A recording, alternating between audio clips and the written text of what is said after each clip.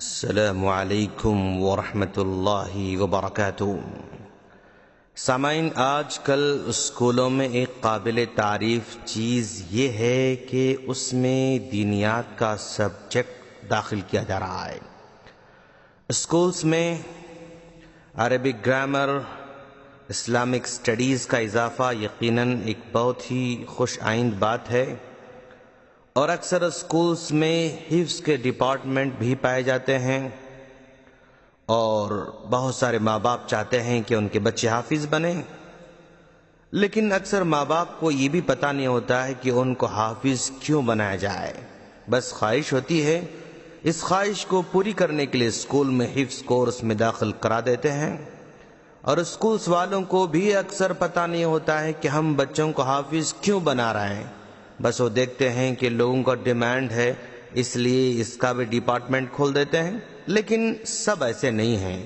بہت سارے اسکولز اور بہت سارے ماں باپ کے پاس ایک پلان ہوتا ہے اور ایک مقصد ہوتا ہے۔ اللہ تبارک و تعالیٰ نے قرآن مجید کی حفاظت جن ذرائع سے کرنے کا فیصلہ کیا ہے، ان میں سے ایک سب سے اہم ذریعہ اور سورس حفظ قرآن ہے۔ قرآن مجید کا حفظ کر لینا بہت بڑی سعادت ہے، جیسا کہ حدیث میں آتا ہے، حضرت عبداللہ بن عمر رضی اللہ تعالی عنہ کہتے ہیں کہ قیامت کے دن حافظ قرآن سے کہا جائے گا، تم قرآن کی تلاوت کرتے جاؤ اور ترقی کے منازل طے کرتے جاؤ، اور اسی طرح ترتیل کے ساتھ پڑھو جیسا کہ تم دنیا میں پڑھا کرتے تھے۔ تمہاری آخری منزل وہ ہوگی جہاں تم قرآن کی آخری آیت تلاوت کرو گے۔ یہ احمد اور ابن ماجہ کی روایت ہے۔ اسی خوشخبری کے پیش نظر ماں باپ کی خواہش ہوتی ہے، لیکن اپنے بچے کو حافظ بنانے سے پہلے کچھ چیزوں کو دھیان میں رکھنا ہوگا۔ حفظ مکمل ہونے کے بعد کے مراحل کے بارے میں پہلے ہی سوچنا ہوگا۔ آپ کو پہلے ہی سے ایک بات یاد رکھنی ہوگی کہ حفظ مکمل ہونے کے بعد ہر دن کم از کم ایک پارے کو دہرانا ہوگا۔ فجر کی نماز کے بعد کسی کو ایک پارہ سنانا ہوگا یا خود دہرانا ہوگا۔ رمضان میں تراویح کی نماز پڑھانا ہوگا، اس سے ان کے حفظ میں پختگی آتی ہے۔ ہر دن اگر موقع ملے تو فجر کی نماز ضرور پڑھانا ہوگا۔ پہلے یہ نہ سوچیں کہ چلو یار پہلے یاد تو کر لینے دو، اس کے بعد دیکھا جائے گا۔ نہیں دوست، اس طرح دیکھا نہیں جا سکتا ہے، آپ کو پہلے ہی سے ذہن سازی کرنی ہوگی۔ چلیے اب ہم حفظ کرنے کے طریقوں پر بات کریں گے۔ آپ اپنے بچے کو مکمل طور پر قاعدہ، تجوید اور مخارج کے ساتھ سمجھ کر پڑھائیں۔ اس کے لیے اچھے سے اچھے استاذ کی مدد لیں۔ اچھی تعلیم کے لیے اچھی فیس بھی ہوتی ہے، اس میں برائے کرم کنجوسی نہ کریں۔ کسی بھی اسکول میں حفظ کرنے کے دو طریقے ہو سکتے ہیں۔ ایک طریقہ اسکول کے سلیبس کو جاری رکھتے ہوئے پارٹ ٹائم حفظ کرنا، اور دوسرا اسکول میں ہی فل ٹائم حفظ کرنا اور پارٹ ٹائم اہم سلیبس کو کور کرنا۔ پہلے طریقے میں کافی وقت لگ جاتا ہے، اور مکمل ہوگا یا نہیں ہوگا کوئی گارنٹی نہیں ہوتی ہے، لیکن دوسرے طریقے میں امید زیادہ ہوتی ہے، اور دوسرا طریقہ ہی زیادہ مناسب ہوتا ہے، کیونکہ جب جلد حفظ مکمل ہوگا تو پھر عصری تعلیم کے لیے کافی وقت مل جاتا ہے۔ پہلے طریقے میں حفظ کے آگے بڑھنے کا ٹینشن ہوتا ہے، سلیبس کا بھی ٹینشن ہوتا ہے، نتیجے میں دونوں میں کمزور ہو جاتے ہیں یا حفظ ادھورا ہی رہ جاتا ہے۔ اسکول کے ٹائم کے علاوہ بھی اگر کسی استاذ کی خدمت لی جائے تو یہ بہت زیادہ بہتر ہوگا۔ دوران حفظ آپ کو بہت ساری چیزوں کی قربانی دینی پڑے گی۔ روزانہ بچے کو فجر سے پہلے بیدار کرنا ہوگا، صبح جلدی بیدار کرنے کے لیے جلدی سونا بھی ہوگا، اس کو جلدی سونے کے لیے گھر کا ماحول بھی سازگار ہونا ہوگا۔ ایسا نہیں ہو سکتا ہے کہ آپ سب روزانہ آدھی رات تک جاگتے رہیں، ہنگامہ کرتے رہیں اور اس بچے سے کہیں کہ بیٹا سو جاؤ، بیٹا سو جاؤ۔ آپ سب کو بھی اپنی روٹین میں تبدیل لانی ہوگی۔ رات دیر تک کی دعوتوں کو نظر انداز کرنا ہوگا، فنکشنز پر سے دھیان ہٹانا ہوگا، گھروں میں ٹی وی کی سیریلز ختم کرنا ہوگا، بچے کو کارٹون کی عادت ہے تو اس کو بھی ختم کرنا ہوگا، دوسری ٹی وی پر چلتے ہوئے چیزوں سے دور رکھنا ہوگا۔ جب بچہ حفظ کرنے کا مکمل ارادہ کر لے تو گناہ اور معصیت کے، نافرمانی کے کاموں سے دور رکھنا ہوگا۔ اس سے فائدہ یہ ہوگا کہ اللہ تعالیٰ کی مدد شامل حال ہوگی۔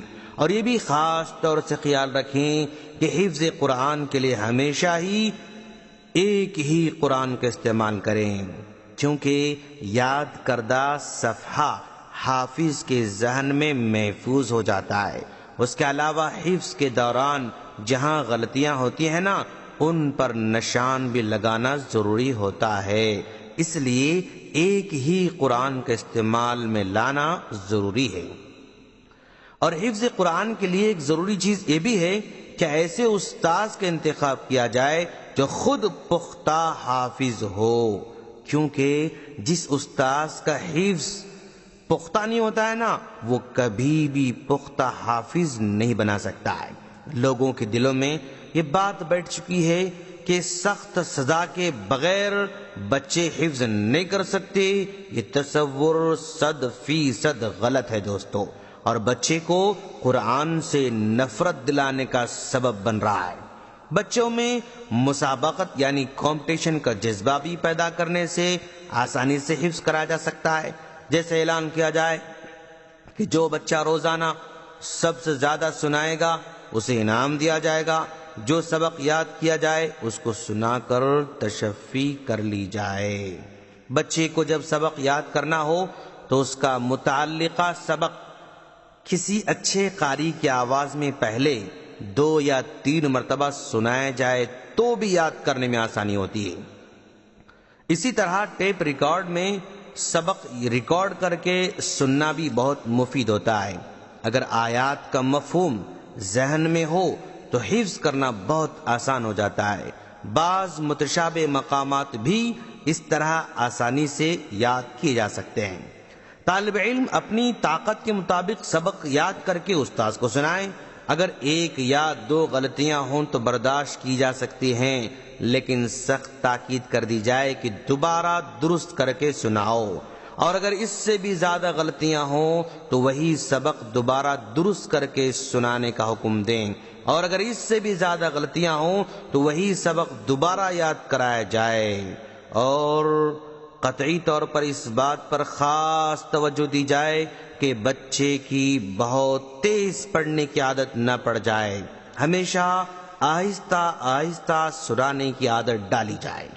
حفظ کو پختہ کرنے کے لیے ایک طریقہ یہ بھی ہے کہ آج جتنی آیتیں یاد کرنے کا ارادہ ہے اتنی آیتوں میں اگر کوئی واقعہ ہو تو سنایا جائے، کوئی اہم حکم ہو تو سنایا جائے، اگر ممکن ہو سکے تو ان آیتوں کا مطلب بھی سمجھا دیا جائے۔ اس سے قرآن جلد یاد ہو جائے گا۔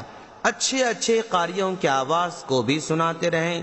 کسی بھی قاری کی مکمل طور پر نقل کرنے کے بجائے بچے کو اپنی لحن میں پڑھنے کی تلقین کرتے رہیں، کیونکہ اپنی فطری لحن میں جب بچہ پڑھتا ہے نا اس کا مزہ ہی کچھ اور ہوتا ہے۔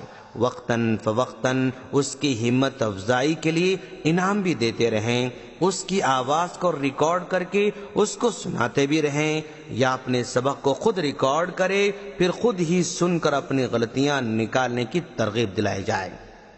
جو بچہ حفظ کر رہا ہے اس کا لباس صاف ستھرا رہے، اس کا قرآن عمدہ سے عمدہ رہے، اس کا بیگ اچھے سے اچھا رہے، اس کے جوتے یا چپل عمدہ سے عمدہ رہیں، وہ کسی بھی طرح اپنے آپ کو دوسروں کے مقابلے میں کمتر ہرگز نہ سمجھے۔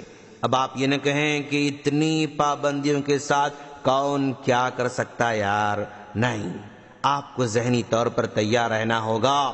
کیونکہ دنیا کی سب سے بڑی اور عظیم کتاب کو یاد کرنے جا رہا ہے آپ کا بچہ، اس کے لیے اہتمام بھی آپ کو سب سے زیادہ کرنا ہوگا، اس کے لیے حوصلے بھی زیادہ رکھنا ہوگا۔ آپ جس چیز کو جتنی زیادہ اہمیت دیتے رہیں گے وہ چیز اتنی ہی خوبصورت سے خوبصورت بنتی جائے گی۔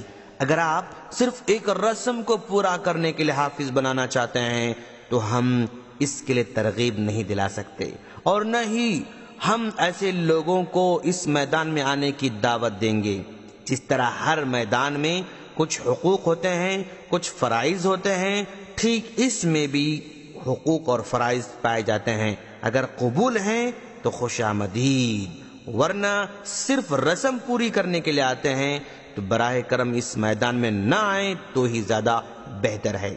ہم اللہ سے دعا کرتے ہیں کہ باری تعالیٰ تو ہم تمام کو دین کے ہر کام کو بہتر سے بہتر انداز میں انجام دینے کی توفیق عطا فرما، آمین۔ السلام علیکم ورحمۃ اللہ وبرکاتہ۔